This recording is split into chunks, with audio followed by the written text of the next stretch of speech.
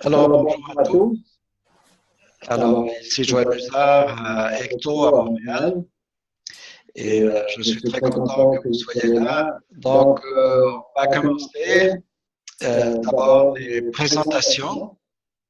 Alors, on va inviter Nixon en Haïti. Bonjour Nixon, comment ça va?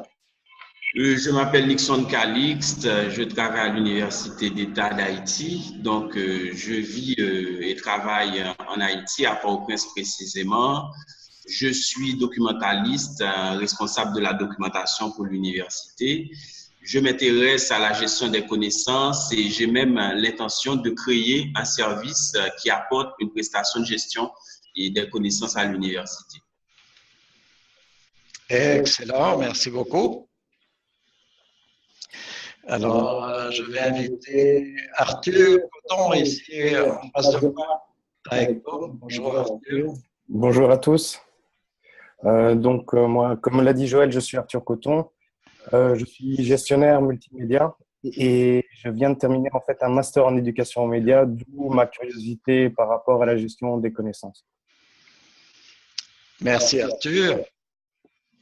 Excellent. Je vais inviter Virginie. Virginie, est-ce que tu peux te présenter? Oui, volontiers. Je suis Virginie Guignard. Je m'intéresse à tout ce qui est innovation, tout azimut et tout ce qui est mutation sur plein de sujets divers et variés, dont celui de la gestion des connaissances. Merci beaucoup Virginie. Alors, Michel, ici à Montréal, j'imagine. Oui, Michel qui est à Montréal. Je travaille pour Xerox Canada, bientôt 40 ans. Wow, au mois de mars. Je coordonne un programme de partage de connaissances qui s'appelle Eureka. J'ai environ 12 000 usagers. Excellent, merci Michel. À Gaspé, Jean-Claude. Comment ça va? Moi, je suis Jean-Claude Plourde. Je fais de la consultation en gestion et développement des organisations. J'ai une préoccupation particulière au niveau de la gestion des connaissances et des processus d'innovation. Je travaille présentement sur un programme d'amélioration de compétences des entrepreneurs en affaires numériques. Excellent. Et même si c'est invisible, maintenant, je vais mettre Loïc, la vidéo. c'est à côté. Oui, bonjour tout le monde. Comme quelques personnes qui se sont présentées, je suis passionné par l'innovation, notamment toutes les problématiques d'innovation de rupture et leur introduction dans l'entreprise. Merci Loïc. Donc, voilà, est-ce que tout le monde s'est présenté? Oui, excellent. Alors, on va faire comme on a déjà pris l'habitude. On ferme les yeux et on lâche la souris et on inspire, on expire 3 fois, puis on travaille en silence après.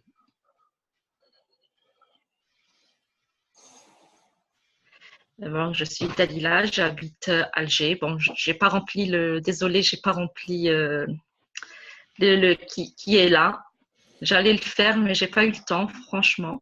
Ok, tu pourras le faire tantôt.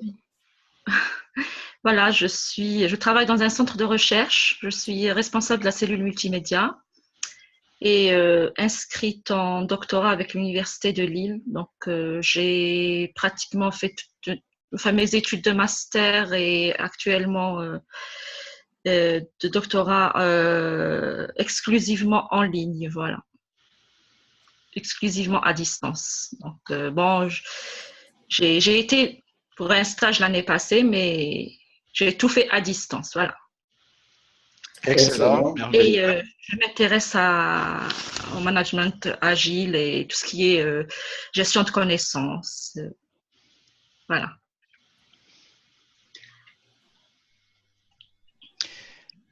Excellent. Donc, on est en train de réfléchir sur la question de l'incertitude, comment développer des processus agiles pour personnaliser les expériences utilisateurs. Joël, ça serait possible de le mettre de faire un petit encart directement sur la page de travail avec le titre? Pourquoi pas? Comme ça, moi, je l'ai en tête parce que.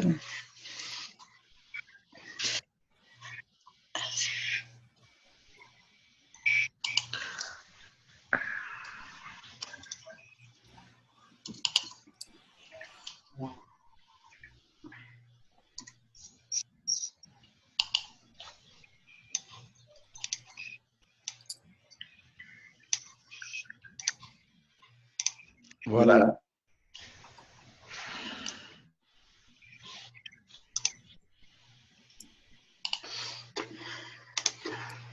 Alors, dans la barre d'outils, il y a des boutons. Alors, il faut choisir le bouton lien. Et avec le bouton lien, tu peux faire des liens. Tu vas du milieu d'une bulle au milieu de l'autre bulle. Ok, je vois.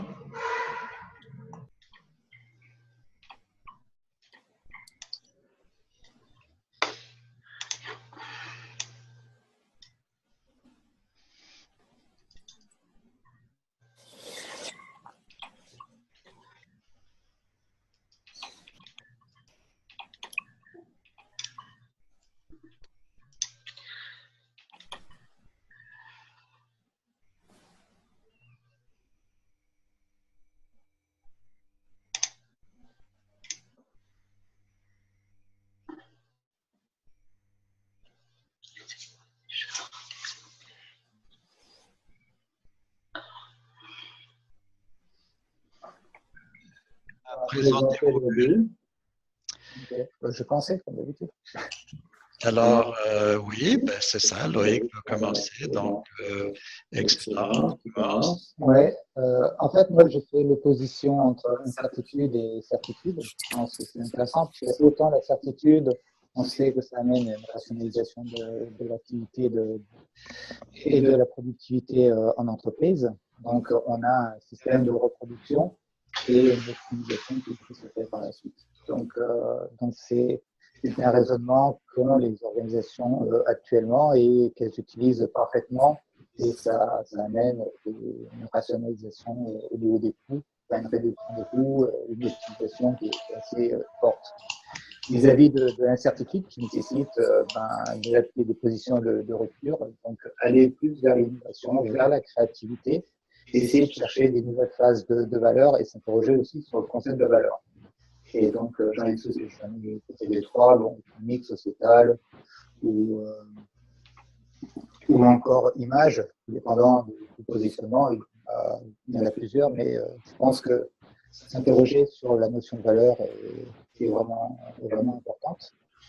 Et donc voilà, en gros, rapidement, les points que j'ai mis. Merci Loïc. Virginie, tu veux présenter tes bulles? Oui, alors moi je suis partie aussi de certitude en certitude et puis moi en amont j'étais partie sur complexité et compliqué. Je suis partie à un niveau un peu plus je dirais philosophique, c'est-à-dire que pour moi en fait il y a une rupture entre une rupture actuellement entre deux mondes, un monde qui avant était compliqué et maintenant un monde qui est complexe. Et c'est pour ça qu'on se retrouve avec deux façons de fonctionner complètement différentes. Parce que le monde qui était compliqué avant, qu'on retrouvait il y a une trentaine d'années, il y avait des experts qui avaient des certitudes et qui pouvaient résoudre les problèmes. Aujourd'hui, on est dans une autre situation, on est dans un monde plus complexe où en fait la résolution des problèmes ne se fait plus avec des certitudes mais des incertitudes. Donc on ne manage plus avec la certitude mais avec l'incertitude et je dirais que ça amène des façons de fonctionner complètement autres et en particulier en fait on arrive plus dans la certitude on est plutôt dans la zone de confort, dans l'incertitude dans la zone d'inconfort et on sait que la zone d'inconfort, la zone, je dirais, de situations différentes de ce qu'on connaît, c'est là qu'apparaît l'innovation, c'est là qu'apparaissent les nouvelles façons de faire, parce que dans l'inconfort, c'est là qu'on est beaucoup plus créatif et qu'on cherche des solutions à des choses qui sont, plus ou moins, qui sont complexes en tout cas. Merci Virginie. Leïla, vas-tu commenter tes bulles? Oui. Enfin, j'ai pas écrit grand-chose, mais aussi je suis partie sur l'incertitude et j'ai essayé d'avoir tous les synonymes en fait d'incertitude et si vous tapez incertitude, vous allez trouver qu'il y a au moins plus de trentaine de synonymes où on peut trouver fortune, on peut trouver confusion, donc inconfort, comme disait Virginie, on peut trouver fluctuation, et bon, j'ai gardé changement, parce que quand on est en phase d'incertitude ou dans une situation d'incertitude, forcément, pour sortir de cette situation, on va essayer de trouver, donc on va essayer de changer et de changer pour justement sortir de cette incertitude. Et donc, ça emmène vers un changement. Et pour cela, il va falloir changer aussi la façon enfin, l'organisation. Et j'ai mis auto-organisation justement parce qu'on est tout le temps pour changer cette situation, il faut qu'on sache s'auto-organiser, qu'on n'attend pas l'autre en fait, qu'on n'attend pas l'autre afin qu'il nous donne les façons de faire. Il faut par soi-même trouver le moyen de sortir de cette incertitude. Voilà. Merci beaucoup. Arthur, tu veux commenter tes bulles? Tout à fait. Donc, moi, je me suis intéressé dans un premier temps au processus agile et plus particulièrement en fait à l'optimisation des tâches. Alors, je me suis dit que ça passait notamment par une priorisation en fait de ces tâches. Que, donc, lorsqu'on entrerait dans un processus, disons, d'optimisation des tâches, cela permettrait d'améliorer la qualité. Que pour améliorer la qualité, disons, des contenus qu'on souhaiterait produire, il est important de prendre en considération les retours et les avis des utilisateurs, et qui pourrait donc amener à la création de contenus pensés pour les utilisateurs. Et j'aurais voulu faire un lien avec la collaboration, au niveau donc là, je pense plus en lien avec la priorisation et l'optimisation des tâches, pour rejoindre en fait donc toutes les bulles qui sont liées à la collaboration. Et là, en fait, par rapport à la collaboration, j'ai rajouté une petite bulle. Maintenant, il faudrait voir si c'était pertinent dans ce cas-là. Je disais que la collaboration aussi permettait disons, un transfert de connaissances et de compétences. Voilà. Merci Arthur. Nixon à Port-au-Prince. Allô, Nixon? Oui, et bon, moi, j'ai pas mis grand-chose. J'ai pas mis grand-chose, sinon que l'idée qui m'est venue tout de suite, en tout cas, je me suis raccroché à l'idée que l'incertitude peut être source de créativité. Et en pensant à la créativité, j'ai tout de suite pensé à la ruse, qui est comme un moyen de créativité. Chez nous, on dit que la nécessité fait l'action. Et des fois, l'action peut être tortueuse ou sortir des voies habituelles. Donc, la ruse, d'où le lien que la ruse peut être à l'origine de l'innovation et que quelque part à la ruse s'attache l'ingéniosité, que la ruse, ça aide à développer l'ingéniosité. Donc, on part de constat l'incertitude source de créativité, la ruse comme moyen, et puis l'ingéniosité comme, disons, aptitude. Excellent, merci Nixon. Michel, à Montréal, tu veux partager tes bulles? Oui, est-ce que vous m'entendez? Oui. J'en ai mis seulement 2 ou 3, mais ça en a apporté beaucoup d'autres qui sont joints aux miennes. Est-ce que l'incertitude est une source de nécessité? l'être humain va créer des choses par nécessité. Si on n'a pas besoin de certains, on sent pas le besoin d'avoir certains items, on voit pas l'utilité de faire de la création. D'où ma question était, est-ce que l'incertitude peut devenir une nécessité? Aussi, ce que j'ai inséré et ce qui apporte comment développer des processus agiles. Moi, je suis un grand fan de KISS, Keep It Simple, Stupid. Le plus simple possible pour développer des processus, la personnalisation des expériences. Chaque item doit être décortiqué, mais d'une façon très simple. On a vu quelques exemples tantôt, seulement utiliser cette page-ci, Web Idea Pro. On a eu quelques incertitudes. D'où les questions sont venues, comment créer des choses, comment ajouter des fonctionnalités, etc., etc. Alors, c'est ce que j'ai inscrit sur cette page aujourd'hui. Super, Michel. Est-ce qu'il y a quelqu'un d'autre qui veut... Ah oui, Jean-Claude a Gaspé. Il y a Jean-Claude, oui. Jean-Claude? Oui, c'est beau, Joël, j'arrive. Moi, je suis parti justement de la transformation de l'environnement qui, justement, nous amène de l'incertitude. Puis à chaque fois qu'on est en situation d'incertitude, on se pose la question comment en sortir. Il y a une façon de faire, on dit tu te mets la tête dans le sable ou tu regardes ce qu'il y a autour de toi puis tu commences à faire de la collaboration ou du co-développement ou de la collaboration avec ton environnement. Et là, à tous les fois que tu fais ce type de move-là, de faire de la collaboration, ça t'amène dans des zones que tu connais pas, on va dire dans des zones de plus de créativité. Et là, ce que ça pose comme problème, est-ce que cette créativité-là qui porte à l'innovation nous ramène encore plus d'incertitude, là? Et là, on va dire, c'est comment justement s'assurer que nos processus d'innovation amènent une plus-value.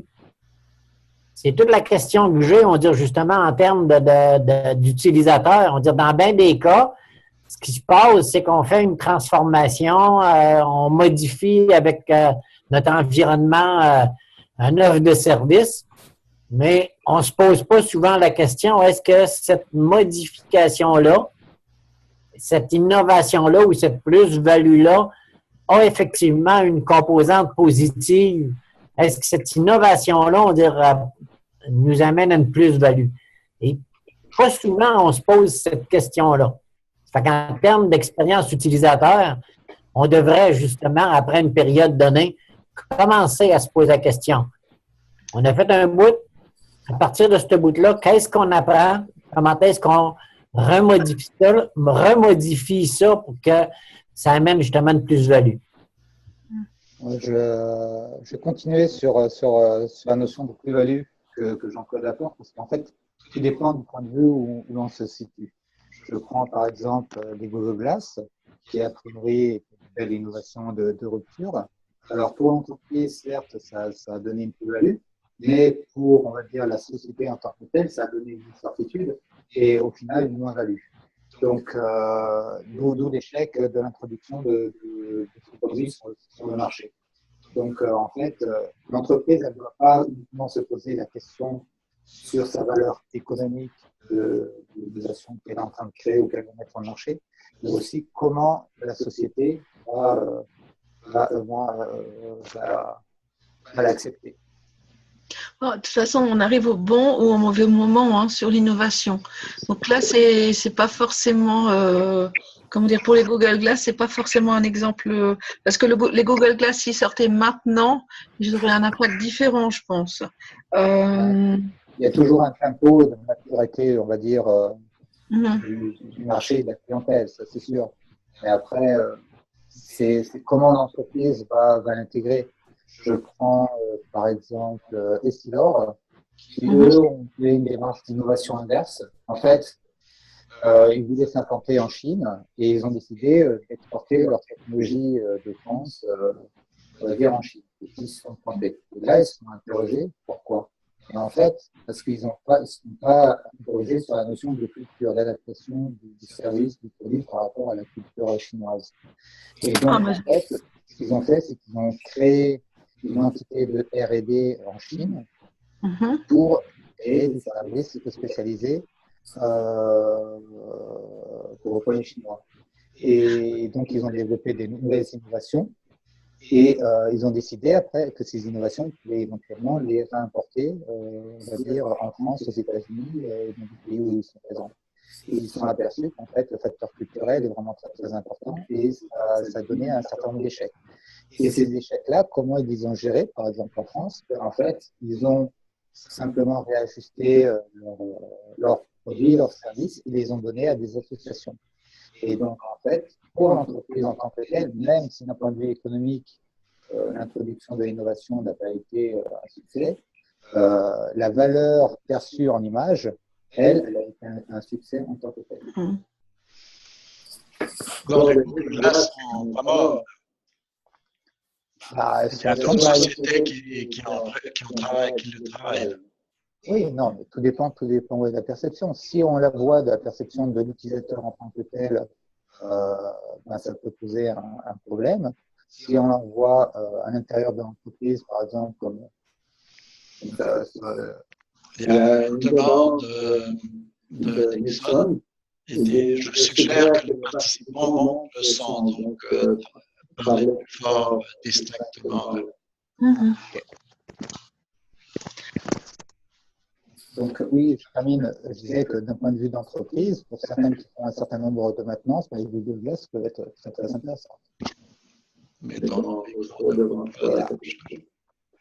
Je travaille plus ces temps dans la formation et c'est vrai que des zones géographiques sur l'autre, c'est pas la même culture au niveau de la formation. L'offre de formation peut pas être la même d'une culture. Par exemple, sur la zone Afrique, les Africains s'adaptent à nos formations en ligne. Par contre, si eux devaient faire leur formation en ligne, et c'est ce qui va arriver dans les prochaines années, ça va absolument pas ressembler à ce que nous, on leur propose, parce qu'ils ont culturellement des différences importantes dans la transmission des savoirs, par exemple. Et ça, je veux dire, c'est important de connaître son public et de connaître la culture de son public, les racines, l'histoire aussi, parce que c'est à partir de là qu'on peut imaginer comment est-ce qu'une grande population comme un continent va recevoir une innovation.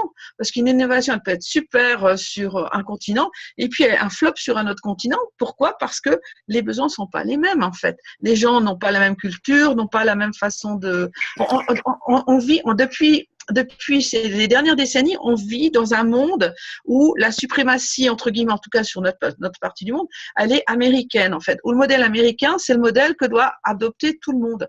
Aujourd'hui, on est dans un monde où, non, c'est plus le modèle américain qui fait foi, c'est plus, un modèle que tout le monde veut suivre. Maintenant, c'est des modèles qui se développent localement et géographiquement. Et c'est pour ça qu'avant, on aurait lancé, je sais pas, moi, il y a peut-être 40 ans, un principe de Google Glass, peut-être tout le monde l'aurait adopté parce que c'était le modèle américain. Par exemple, c'est une extrapolation.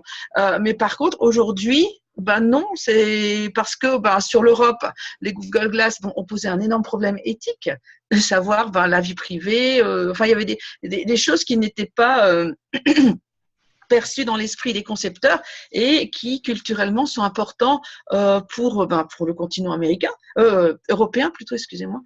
Sur le continent européen, on est plus attentif à notre vie privée.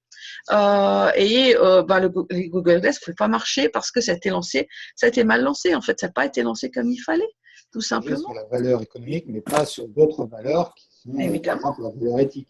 Et l'innovation, ce qui fait sa bonne introduction sur un marché, c'est qu'on s'interroge sur toutes ces dimensions, que ce soit la valeur économique, que la valeur éthique, que ce soit son image ou l'approche sociale. Nous, on s'interroge, mais moi, quand je vois des innovations, en particulier sur le vivant, on se dit, mais qu'est-ce qu'ils sont en train de faire là? Je dis, ils ouvrent des boîtes de Pandore, ils n'ont aucune idée de ce que ça va donner et aucun cadre, aucune structure, aucune pensée de qu'est-ce que ça va être pour le futur en fait. Quand on fait de la nanotechnologie et puis qu'on développe des micro-organismes nanotechnologiques qui peuvent intervenir sur le vivant, sur les cellules, etc., on peut faire du bien, mais on peut faire aussi des choses qui sont moins bien. Voilà. Justement, dans la méthode agile, par exemple, comment on fait pour diminuer l'incertitude et se rapprocher de ce que veulent les utilisateurs? C'est une bonne question. Je pense que c'est important, comme je le disais tout à l'heure, de s'intéresser justement, disons, de voir ça en plusieurs étapes, c'est-à-dire que on peut proposer un premier produit, disons, aux utilisateurs qui n'est pas forcément, disons, un produit, bien sûr, entre guillemets, un produit fini, et voir en fonction, disons, des retours et des avis des utilisateurs, pouvoir l'adapter et pour voir, disons, la chose, je pense, en plusieurs étapes pour que le produit réponde de plus en plus aux besoins de l'utilisateur ou du consommateur. C'est ce qu'on voit avec le modèle. Aujourd'hui, on voit passer, par exemple, sur Facebook, plein d'innovations, de projets d'innovation où ils regardent un peu si ça intéresse les gens ou pas. Et si ça les intéresse, en fait, c'est comme un lancement de produit, sauf qu'en réalité, le produit n'est pas vraiment développé, il est un peu développé. Et puis derrière, en fait, s'ils voient que les gens, ils accrochent le produit, là, ils vont lancer le développement et le produit arrivera 1 an plus tard. Mais c'est pas grave parce que les gens auront déjà connaissance du produit et voilà. Et puis les innovations, de toute façon, les gens, ils les attendent pas tout de suite.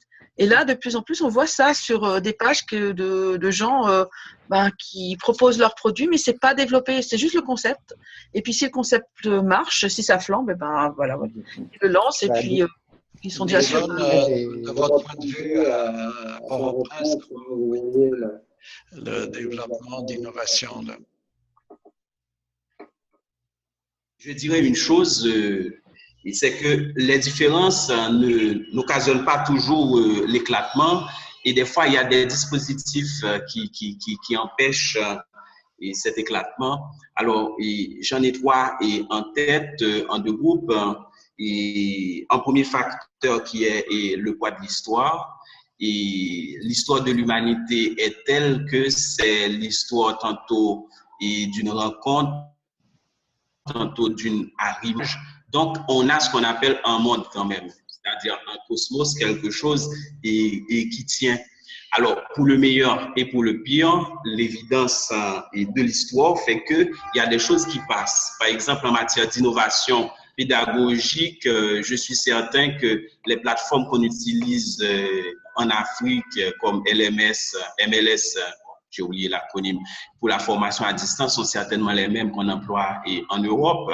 Maintenant, pourquoi? C'est à cause de 2 choses et ça, c'est les 2 autres facteurs que je voulais évoquer. Il y a l'utilité. Alors, quand quelque chose est utile, alors il n'y a rien au monde qui empêchera que cette chose-là et on s'en sert. Et deuxièmement, quand la chose est non seulement utile, mais facile d'utilisation. Donc là encore, c'est un facteur supplémentaire qui aide cette innovation à triompher. Dans le cas de Google Glass, il y a certainement des questions à se poser, je ne dis pas au niveau du questionnement culturel, mais tout au moins pour les 2 niveaux inférieurs, autrement dit l'utilité et puis l'ergonomie, même quand on prétend que Google Glass, il suffit juste de mettre ça comme un bandeau et puis ça fonctionne, mais en ignorant qu'il n'y a pas toujours les infrastructures derrière et que les réponses qu'on obtient avec ce gadget ne sont pas toujours intéressantes dans certaines parties du monde. Voilà. Michel, tu peux commenter toi de ton côté, comment tu vois ça? Est-ce qu'on en a vraiment besoin? On va s'approprier des choses si on en trouve l'utilité pour soi-même. Si on pense à Facebook, Twitter et tous les autres de ce monde, On s'en est approprié parce qu'on en trouvait un besoin pour nous-mêmes, pour pratiquement notre vie de tous les jours maintenant. Est-ce que d'autres applications ou d'autres accessoires remplissent ce besoin-là? Peut-être pas, d'où la non-utilisation parfois de certains de ces items-là. Moi, je peux résumer ça peut-être très brièvement de cette façon-là. Les gens vont utiliser quelque chose d'où ils en sentent le besoin ou la nécessité. Alors, si un item n'est pas absolument nécessaire ou on n'en voit pas la nécessité, il n'y aura pas d'intérêt.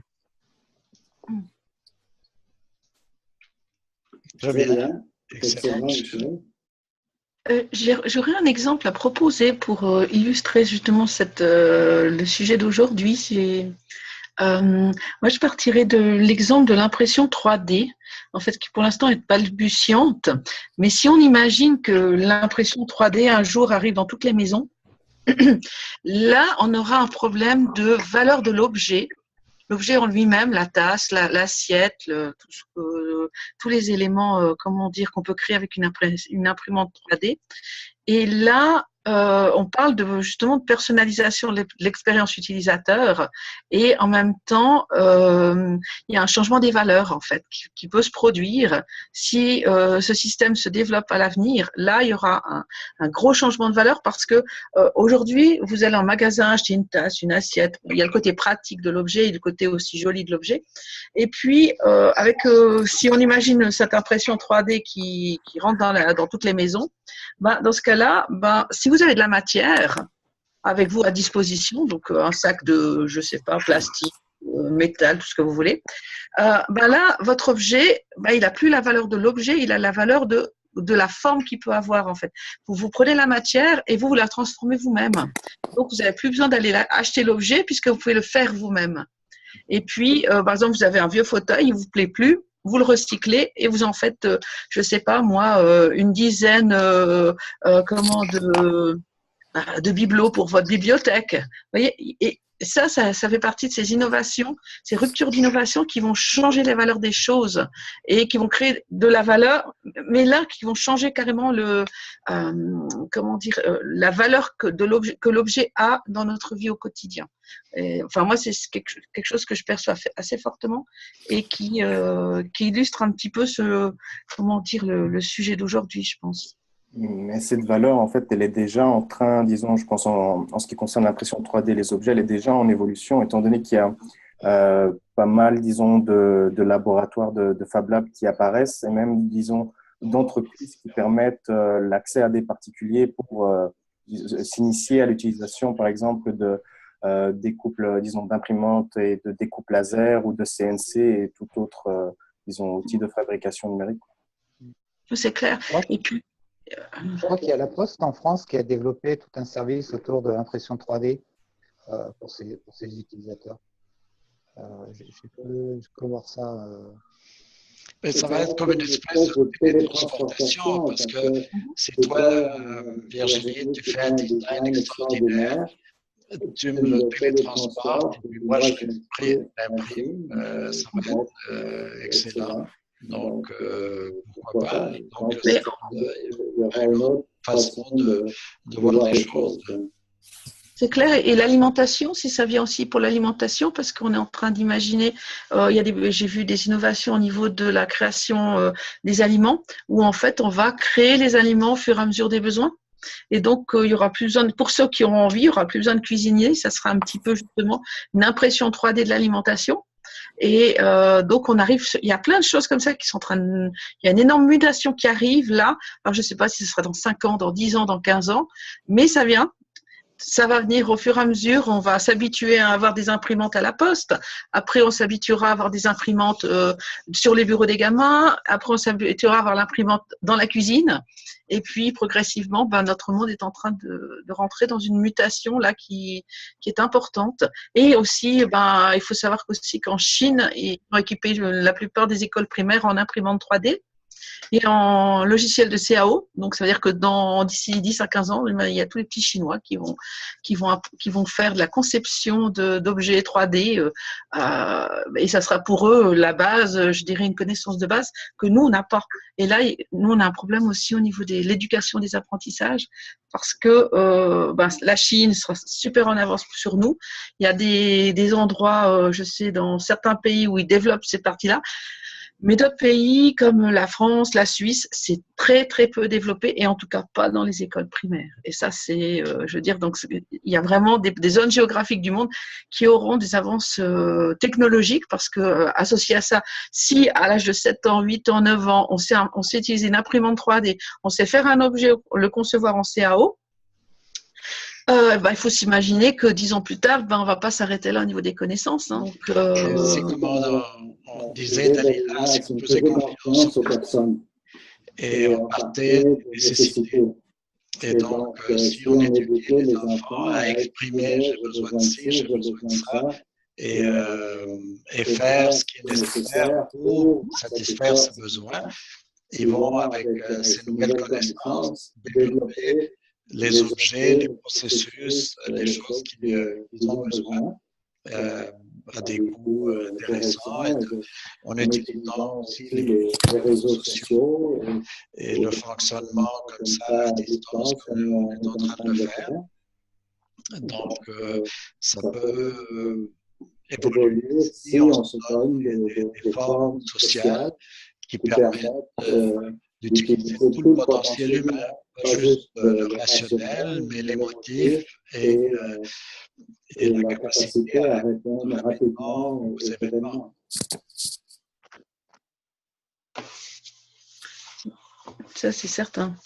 Oui, je voulais raccrocher au dernier commentaire qui parlait d'émotion, etc., pour dire que, et là je m'excuse de revenir sur un détail, l'impression 3D en l'occurrence, et pour dire que sur ce sujet, on est à la fois face à un danger et à un défi, et peut-être la meilleure façon, à mon sens, de considérer cette innovation, c'est de dire que carrément son avenir est incertain dans la mesure où, par anticipation, nous avons l'occasion d'aménager l'usage que nous pourrons en faire dans l'avenir, parce que parler d'impression 3D et comme d'une technologie qui s'annonce conquérante certainement, mais quelque part c'est parler aussi d'un appauvrissement du monde, le monde des sensations, parce que mes ustensiles, mes gobelets, donc mes assiettes, mes cuillères, tout est en plastique.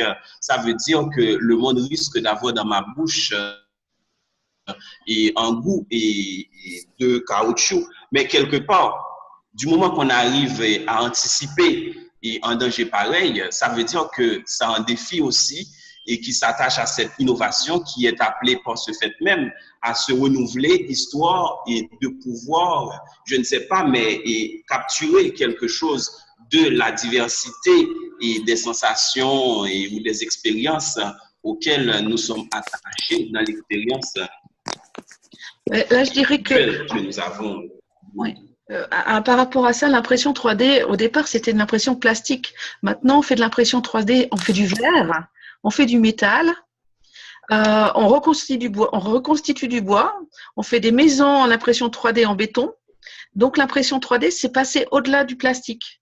C'est vraiment multimatière maintenant. L'impression 3D, on peut le faire. Alors, bien sûr, l'impression du verre en 3D, c'est très atypique, mais c'est le tout début. C'est-à-dire qu'il faudra s'imaginer que les imprimantes 3D, plus tard, ne feront pas que du plastique. Donc, faut pas. Mais c'est vrai qu'on arrive avec un appauvrissement aussi des technologies et des façons de faire. Parce qu'aujourd'hui, pour faire un objet, on utilise des machines-outils. On fraise, on perce, enfin, on fait plein de…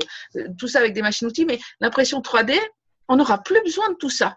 Donc, c'est-à-dire que tout ce patrimoine, de connaissances n'aura plus d'utilité à un moment donné, ou peu. ou alors sera exporté dans peut-être des zones qui seront géolocalisées dans d'autres régions. Donc, ça sera, je dirais, là où je dirais qu'il risque d'avoir un appauvrissement, c'est surtout dans tout ce qui est capitalisation des connaissances depuis 200 ans, en fait, avec tous les machines-outils et tout ça, ça risque de disparaître parce que on peut faire un objet complètement imprimé en 3D avec plusieurs niveaux d'imbrication, sans qu'il y ait aucune pièce qui soit vissée, sans aucune pièce qui soit percée, aucune pièce qui soit, qui ait besoin d'un traitement de surface, etc. Donc tout ce savoir-faire-là risque de passer à la trappe. Moi, ici, je vis en Suisse dans une technologie, dans une vallée technologique, de tout ce qui est horlogerie, mais de luxe, horlogerie de luxe. Aujourd'hui, ils sont en train d'équiper une partie de leurs ateliers avec des imprimantes 3D. Donc, et ça vient progressivement, ça avance. On va dire que c'est une opportunité pour le spécialiste du patrimoine et gestionnaire des connaissances. Encore faut-il se demander cette opportunité, est-ce qu'elle est triste ou quelque chose d'autre? Mais tant mieux si l'impression 3D déjà programme un petit peu de diversité. Pour ce qui est de ma part, je ne crois pas qu'il y ait un appauvrissement. Il y a simplement un changement de façon de faire. Il est clair que avec la révolution industrielle qu'on a eue, il y a eu des changements vraiment importants au niveau de l'industrialisation. Donc c'était une nouvelle façon de faire qui a donné de nouvelles connaissances et qui nous ont amenés jusqu'ici. Donc l'introduction de l'imprimante 3D va créer de nouvelles connaissances, de nouvelles façons de faire. Et donc en fonction de ça, en fait, tout l'écosystème va s'adapter et puis il va y avoir de nouvelles connaissances qui vont se générer. Mais Donc, en fait, je pense pas qu'il y ait un Jean-Claude, comment vous vivez ça depuis Gaspé, là? Jean-Claude est là. Il est parti, Jean-Claude. Il a dû partir. Il est parti. Bon, on n'aura pas la réponse. On n'aura pas la réponse. Parce que dans les régions éloignées, il y avait toujours cette certitude que l'innovation n'arrivera pas chez eux. Et là, maintenant, avec les nouvelles technologies, ça commence à changer. Mais pendant le cas des voitures, par exemple, de la conception industrielle de voitures, ça a énormément évolué et c'est en train encore de changer. Donc, la voiture de base a été faite à la main, maintenant, elle est faite uniquement par des robots. Et maintenant, elle est même faite par des logiciels de siège. Donc, tout ça permet une optimisation de la productivité, de la conception de la voiture. Et ça se fait au fur et à mesure dans le temps, avec à chaque fois des remises en cause de connaissances et d'acquisition de nouvelles connaissances. Donc, c'est une suite logique du développement. Enfin, oui, c'est clair que c'est une suite logique du développement. Je vais vous inviter à faire le dernier tour de table. Donc, vas-y, Virginie, avec tes derniers commentaires. Oui, comme je disais, oui, c'est clair que la modernisation, c'est bon, on n'y échappe pas, ça avance, on a des besoins différents de ce qu'il y a d'il y a 20 ans, d'il y a 100 ans, d'il y a 200 ans. La seule chose, c'est que personnellement, moi, je suis très attachée à la sauvegarde des savoirs anciens. Et ce que je suis en train de voir, c'est que justement, toutes ces machines-outils, à un moment donné, ça va être un petit peu comme l'exemple du cordonnier. En fait, un cordonnier, il y a 30 ans, il est encore indispensable. Aujourd'hui, le cordonnier, il disparaît. C'est-à-dire que tous les ateliers de cordonniers disparaissent, partent aux déchetteries, etc. Et puis, dans 10 ans, on se dira, ah tiens, il y avait des savoir-faire intéressants chez le cordonnier, mais on n'a plus d'outils et on n'aura peut-être même plus de personnes qui savent exactement comment ça fonctionne. Alors qu'il y a quand même des savoirs, c'est intéressant de transmettre les savoirs à travers l'histoire parce qu'il y a des savoirs qui reviennent et qui sont un petit peu, qui sont obsolètes sur peut-être 20 ans, 30 ans, et puis qui intéresseront peut-être les historiens, aussi les gens, le public, mais qui, quelque part, c'est intéressant de garder quand même la trace des savoir-faire. Pourquoi? Parce que ces savoir-faire, peut-être qu'à un moment donné, si on les capitalise pas, peut-être qu'à un moment donné, on aura besoin de les reprendre, en fait. Et ne plus savoir comment ils fonctionnaient, comment ils étaient, c'est paupériser pour moi l'éventail des savoir-faire qui ont été mis en place par l'humanité, en fait. Et après, on en fait quelque chose, on n'en fait rien, mais au moins capitaliser. Et la modernité, c'est clair que ça a tendance à dire tout ce qui économiquement n'est pas viable, hop, tout ce qui ne fonctionne plus, hop, on garde pas de trace, on n'anticipe pas que peut-être qu'il faut quand même capitaliser l'information pour les générations futures, mais aussi par rapport aux technologies qui pourraient arriver sur le marché ou qui peut-être auraient besoin quand même de certaines connaissances qui auraient été perdues il y a 50 ans, 30 ans, parce que simplement on a dit non, ça n'a plus de valeur, comme ça n'a plus de valeur, hop, on efface tout et il n'y a plus personne qui sait faire, qui a encore la mémoire, les outils. Et voilà, c'est ce que je veux dire, c'est au niveau de la conception, en faisant table rase du passé très récent, hein, souvent c'est la modernité par rapport au passé très récent, on se coupe de savoir-faire qui pourrait être intéressant pour des concepteurs dans 20 ans, dans 30 ans, dans 100 ans. Et ça, je trouve que c'est dommage. Donc, il faut garder toujours en tête que quand une technologie s'éteint ou n'a plus de raison d'être, il faut quand même capitaliser les savoirs. Et aujourd'hui, on a plein de façons de capitaliser les savoirs.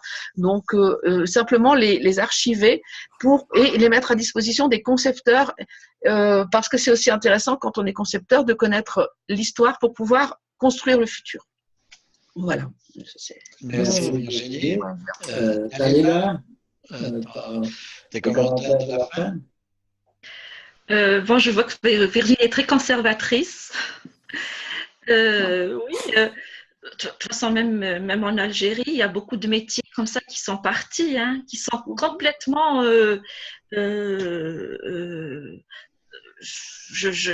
J'avais un proche parent qui était émailleur de cuivre, enfin, je pense que c'est l'émaillage. Et il y avait plein de petits magasins comme ça dans la basse Casbah où on faisait donc de l'émaillage, de la vaisselle en cuivre. Et là, maintenant, il n'y a plus rien. Hein. Il n'y a plus, mais absolument plus rien. Donc, c'est vrai, enfin, je te rejoins dans la capitalisation des différents. Enfin, c'est un patrimoine, en fait. C'est un patrimoine qu'il faut garder. Seulement concernant l'incertitude, enfin, c'est le projet, enfin l'objet de cette réunion.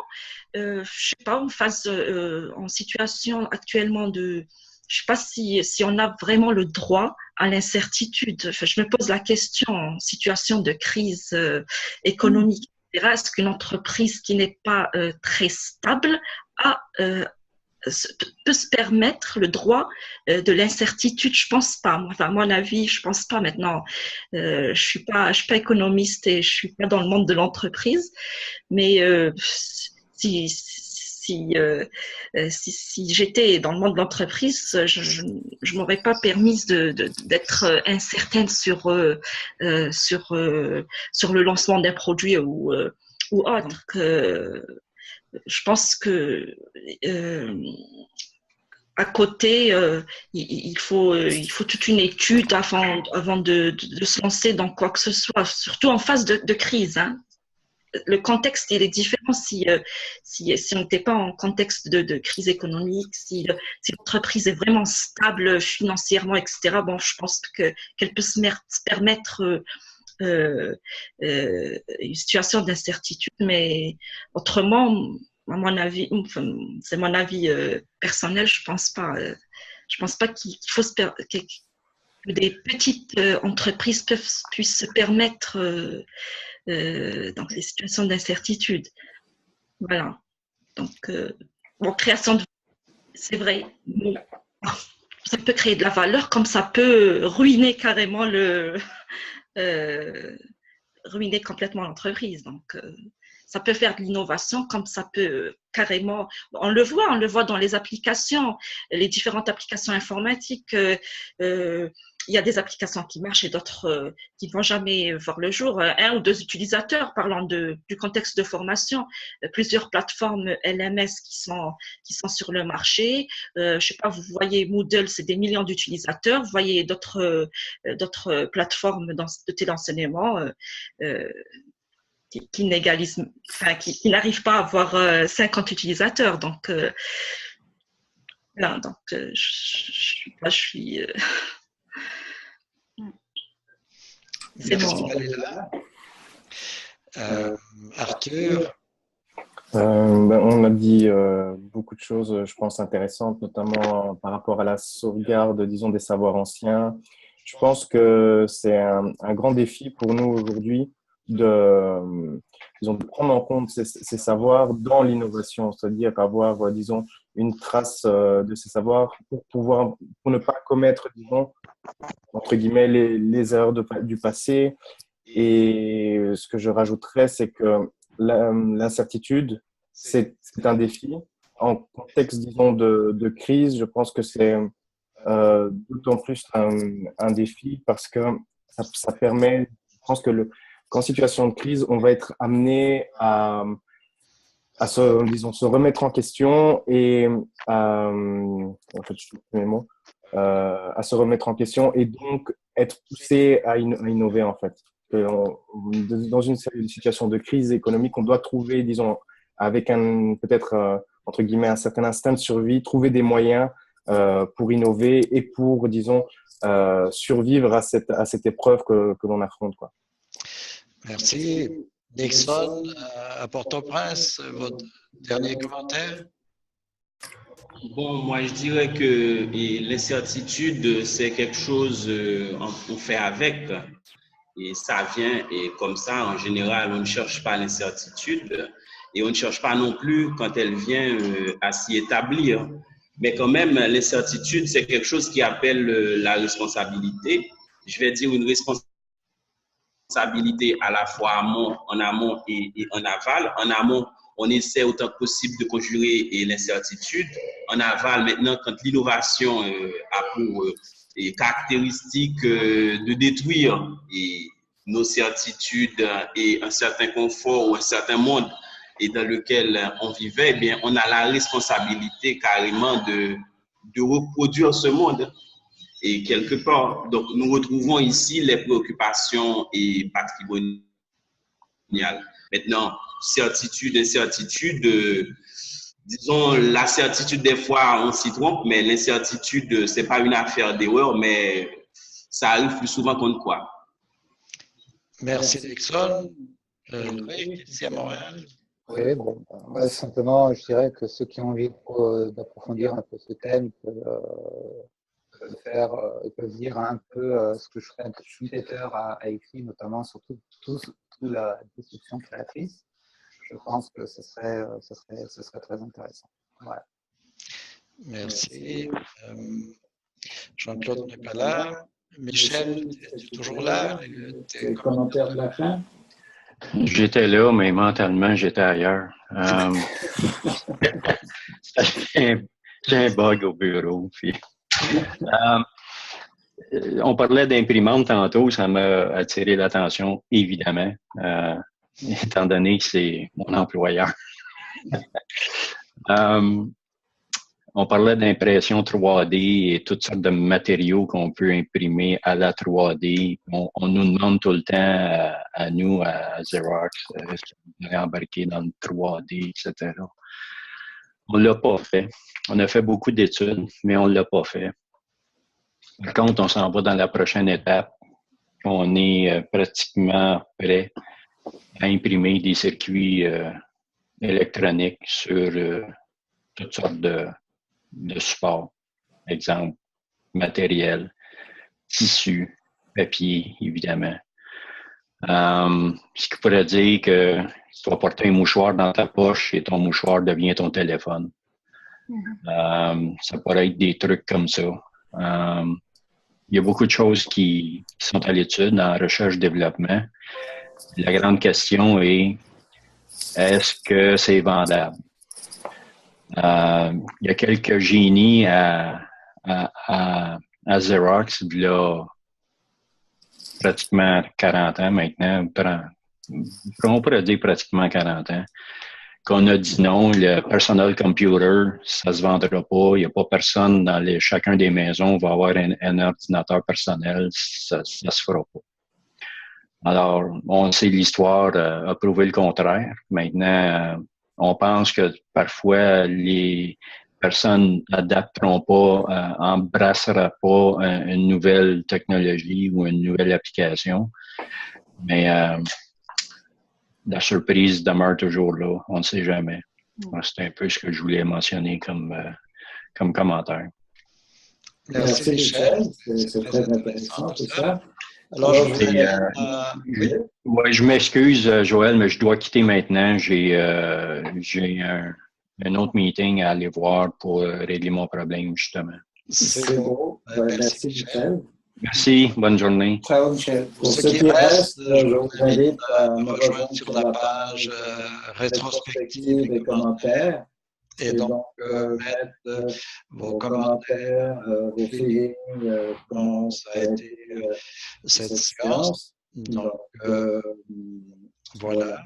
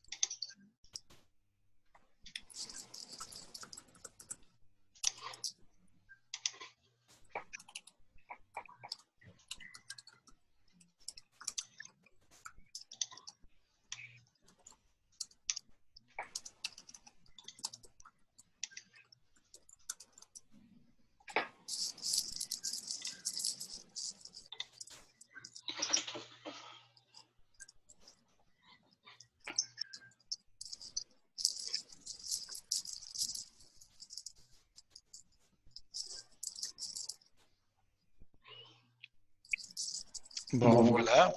Donc, merci à tous pour votre participation.